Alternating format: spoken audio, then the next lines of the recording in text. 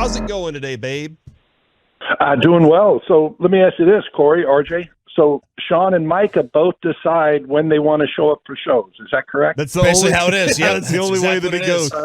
Hey, did you like that? Did you like that he skipped out on Skip? Honestly, well, I don't know why you'd agree to do it in the first place, to be honest with you. But, that's the issue, right? No, I mean, that's more the issue. But you never know what goes through a player's mind and all that good stuff. And it's hard to say. But I, like you guys, if that were my guest, I'd say, hey, you can't do that. But honestly, as Bill Parcells used to always say, hey, I'm just trying to keep my own house from burning down over here. So whatever Michael wants to do is okay, provided he shows up Sunday at about 3:30 at AT&T Stadium. Which he does, and he will. That is another thing. We were kind of having this conversation just now about if you wanted the identity and culture of your team to be one, would you want it to be Dak or Micah? I mean, can Micah take over and establish a new culture with this team? And I know talking to Darren Woodson and a lot of the guys from your era, babe, they all say that Jimmy Johnson had a team full of alphas, and they all had this personality, and somehow Troy was able to be at the forefront of all that. And I'm kind of curious the personalities. Who was the defining identity of that defense, and were they that dog mentality? Of the defense back when they were good? Yeah. I mean, the Super Bowl teams? Yes. Yeah, that's a good question, but I agree with Darren wholeheartedly. There were a lot of alpha males on that team. Yeah. And I think when you win, obviously, it just gets exacerbated, the alpha male, if you will. I mean, you just get more confident, right? You walk around with more swagger because you're a winner. And I do know when they started kind of going south, a number of players had issue with younger players coming in because they came to, the Dallas Cowboys and Super Bowl champs, and all of a sudden they thought they were a part of that, right? And they had that swagger, and they had that, but they hadn't done anything yet. Yeah. The guys that worked through it, the Troys, the Darren Woodson, Russell Maryland, the list goes on and on. They were there for the bad years, and then they were there when the thing turned around. And Jimmy probably was a big part of that too, as we well know by the title of his book, Swagger. Mm-hmm. Jimmy had a little swagger himself, and I think he imparted that a little bit to the guys. And hey, Jimmy wanted it. Some coaches would want to tamp that down a little bit, but Jimmy almost encouraged it. Yeah. Yeah, and I think that does have a little bit, like Mike Bassick is always talking about, listening to Magic Johnson and Larry Bird in that era, and there was Magic Johnson, and guys were getting onto the bus, and he'd say, this bus isn't for you. This is the champion's bus. You are not a champion Laker yet. You just arrived. You go ride the other bus until we win a championship.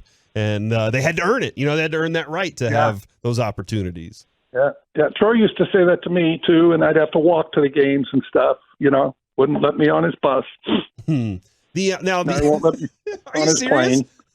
No, I'm kidding. Of course. I mean, you said he doesn't even pick up lunch half the time when you guys go on the weekends. Yeah, I think I'm kidding, but now that you think about it, no. All right, so but that team did it. But again, winning does that. Winning gets you that kind of confidence. You look at any of the really great teams that have been good for a long time, no matter the sport, you start winning, and it just changes the way you approach things. It changes the way, not only the way other people think about you, but the way you think about yourself. Mm-hmm. I mean, that's pretty clear, too, with the conversation on Micah. Because he keeps winning his battles on the field, we keep saying, well, he's got to be right, because his approach to things, he's doing it. Yeah, your ability to be, you get more leeway. Yeah. If you play well, doesn't matter what line of work you're in, if you're doing things well, they're going to give you a lot of leeway.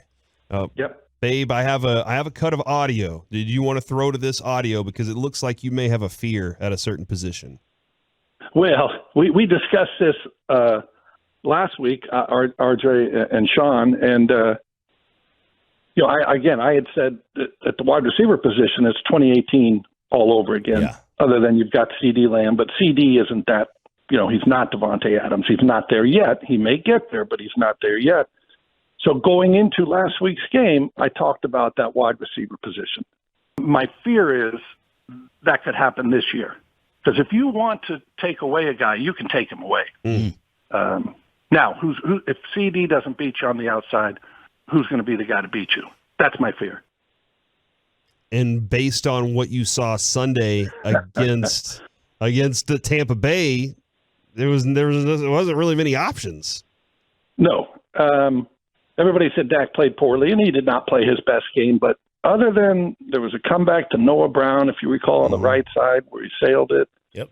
And, made a poor decision or two in there, Dak did. But you're hard-pressed. And I went back, I looked at the tape to say, gosh, there had to be somebody running open. And there were not open receivers. There were not passes where you said, wow, how did he miss that one? Do you guys agree with that? Oh, he was bad, man. Like there was the amount of passes that were behind receivers, and I just mean there weren't a lot of open. Did you see a bunch of Noah Brown on a comeback, but there weren't a bunch of things. There were some. Wow, they were only on broken plays where Dak had to leave the pocket, and it seemed like there was a lot of separation. That's about it. Yep. So I mean, it was as I like to say, it was a tough day at the office all the way around. Do you expect the Diggs Chase matchup to be kind of the key defensively? Let's see. T. Higgins went out with a concussion, their other outstanding young receiver, against Pittsburgh. So we'll see if he plays. He was limited in practice yesterday, but he kind of changes things a little bit for Cincinnati because it does give you another weapon. I don't know if Diggs will travel with Jamar. That'll be interesting because, again, I think you do that when the other team doesn't have a viable 2 or 3. But Cincinnati does. And it'll be a good matchup, no question. And these two guys went at it before, obviously. I think Alabama won that game. LSU won that game like 44-41. It was a great game. But those two have seen each other in the SEC, so certainly a great matchup. Looking forward to it. How good has Jamar Chase been? And it's interesting, too, along the same lines that some people didn't want to draft Micah here last year. If you recall the Jamar Chase draft, they wanted an offensive lineman, and they thought, what are we doing taking this receiver? And it turned out pretty good for Cincinnati. Not to say that they don't have some issues up there up front, other offensive line, but Jamar Chase is, I don't know where you rank him, but he's a top 5 guy.